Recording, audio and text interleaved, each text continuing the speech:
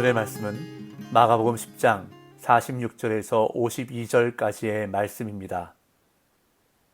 그들이 여리고에 이르렀더니 예수께서 제자들과 허다한 무리와 함께 여리고에서 나가실 때에 디메오의 아들인 맹인 거지 바디메오가 길가에 앉았다가 나사렛 예수시란 말을 듣고 소리질러 이르되 다윗의 자손 예수여 나를 불쌍히 여기소서 하거늘 많은 사람이 꾸짖어 잠잠하라 하되 그가 더욱 크게 소리질러 이르되 다윗의 자손이여 나를 불쌍히 여기소서 하는지라.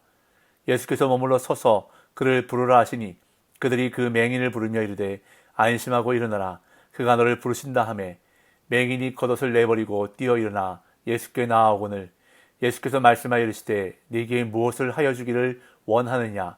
맹인이 이르되 선생님이여 보기를 원하나이다. 예수께서 이르시되 가라 네 믿음이 너를 구원하였느니라 하시니 그가 곧 보게 되어 예수를 길에서 따르니라. 아멘.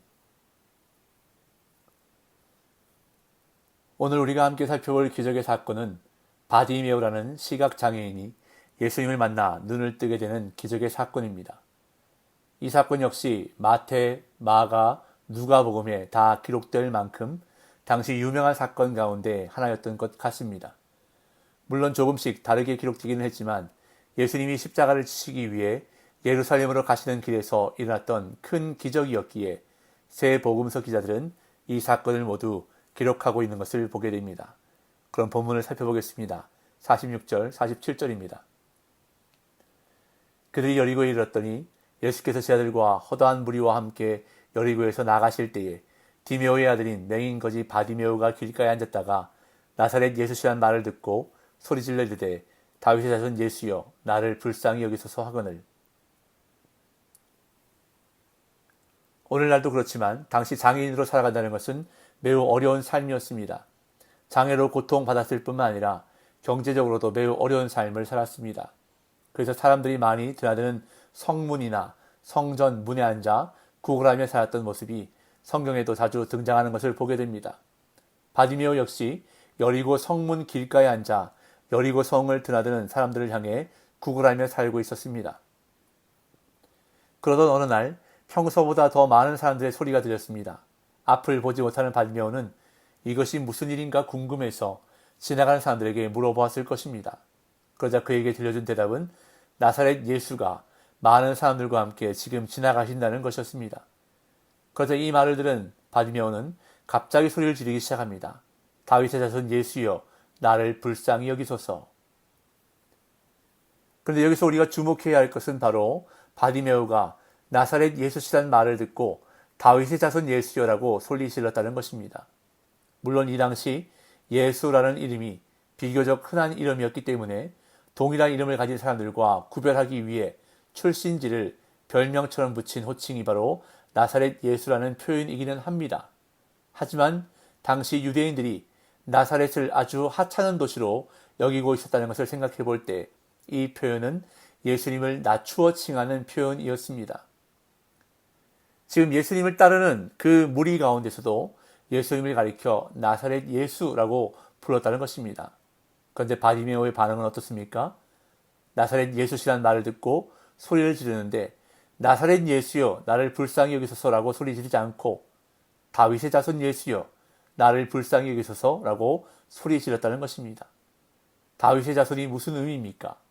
바로 구약에서 예언하신 구세주 메시아를 가리키는 표현이 바로 다윗의 자손입니다. 이 표현은 유대인이라면 모두 아는 표현입니다. 그런데 그 표현이 유대 종교 지도자들에게서 나온 것이 아닌 예수님을 따르는 무리 가운데서 나온 것이 아닌 맹인 거지에게서 나왔다는 것입니다. 바디메오는 예수님이 누구신지를 제대로 알았습니다.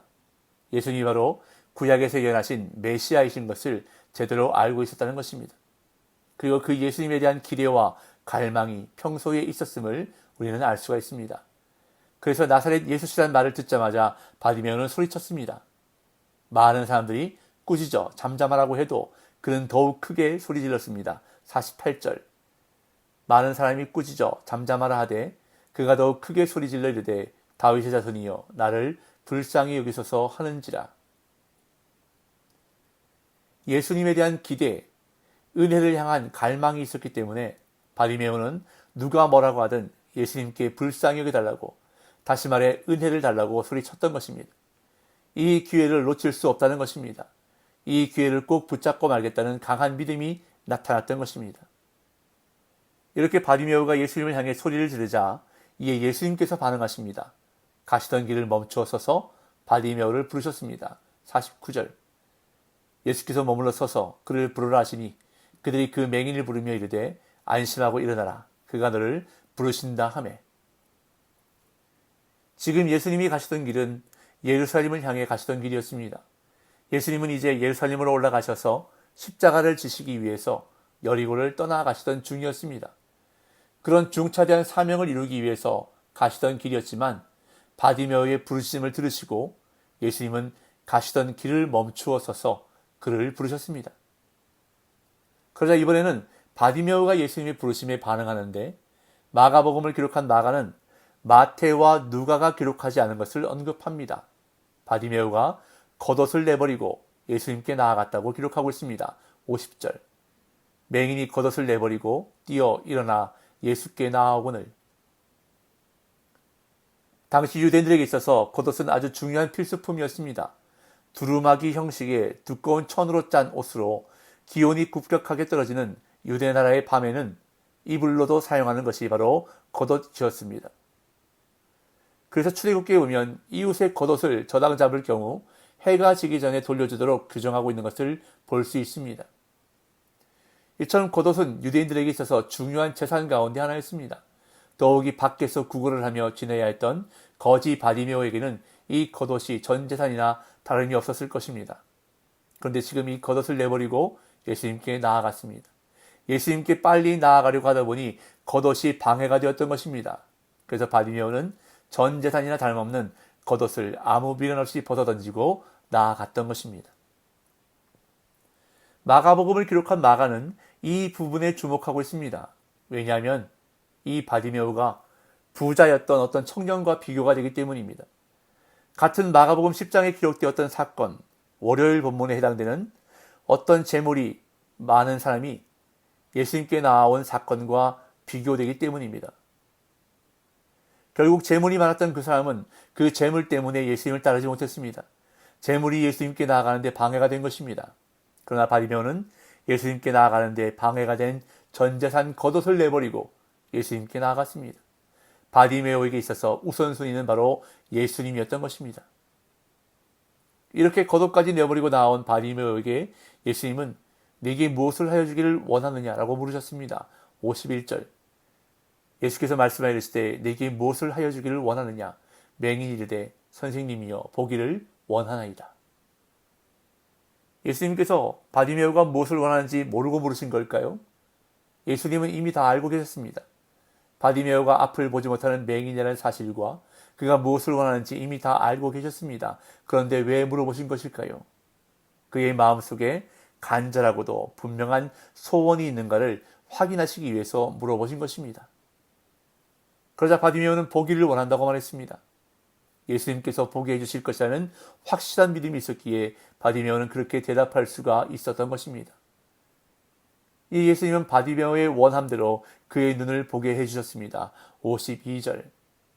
예수께서 이르시되 가라 네 믿음이 너를 구원하였느니라 하시니 그가 곧 보게 되어 예수를 길에서 따르니라. 바디메오는 기적을 경험했습니다. 시각장애인이 보게 되는 평생의 소원이, 기도 제목이 이루어진 것입니다. 얼마나 기뻤을까요? 그리고 가장 먼저 무엇이 하고 싶었을까요? 만나고 싶은 사람들이 있었을 것이고 가고 싶었던 것도 있었을 것입니다. 그러나 바디메오가 눈을 뜬 다음 했던 일은 무엇입니까? 예수님을 따르는 것이었습니다. 그가 곧 보게 되어 예수를 길에서 따르니라. 보자마자, 시력을 회복하자마자, 기도의 응답을 받자마자, 은혜를 체험하자마자 다른 것 하지 않고 예수님을 따르는 제자의 길을 갔던 것입니다. 이것이 바로 이 기적의 사건이 새 복음서에 모두 기록된 이유였습니다. 이 사건에서 왜 바디메오의 이름이 언급되었을까를 우리는 주목해 볼 필요가 있습니다.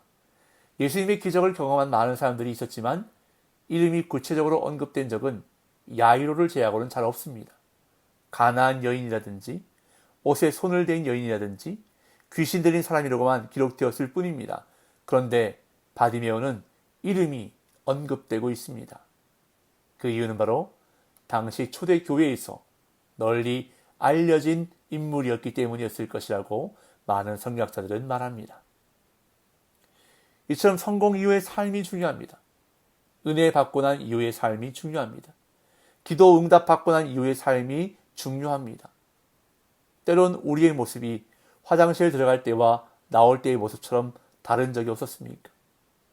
급할 때는, 어려울 때는, 힘든 때는 그렇게 열심히 기도하고 예수님께 나아오다가 문제가 해결되고 나니까, 기도가 응답되고 나니까, 성공하고 나니까 기도도 열심도 사라진 내 모습이 아니었는지 오늘 말씀에 내 모습을 돌아와 볼 수 있기를 바랍니다. 저와 여러분 모두 기도가 응답된 후에 더 열심히 예수님을 따르는 바디메오와 같은 제자 되시기를 예수님의 이름으로 축복합니다.